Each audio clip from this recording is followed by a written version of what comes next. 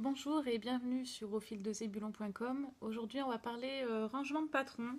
Donc pour ranger les patrons que vous avez tracés sur papier fin ou papier cristal ou autre que quelque chose qui sera très épais qui risque de mal se ranger. Quand vous découpez votre patron, vous avez toujours des chutes, donc gardez des chutes du papier cristal. Et on va les ranger dans des pochettes plastiques et dans des classeurs. Donc comment repérer quel patron est dans chacune des pochettes? Vous pouvez très bien dessiner un croquis du modèle.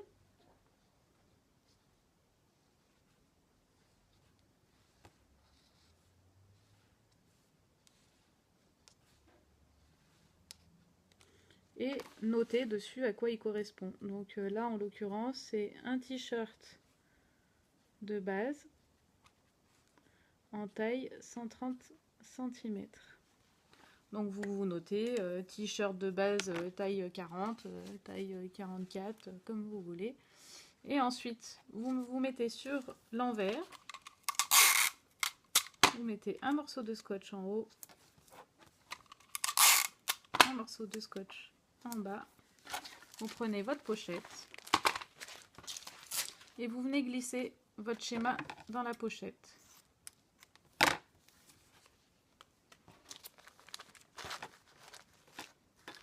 Alors après, personnellement, je les mets toujours en haut à droite.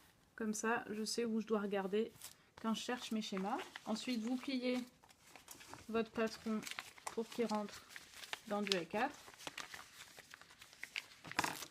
Vous venez glisser votre patron dans votre pochette. Et ensuite, vous les rangez dans des classeurs.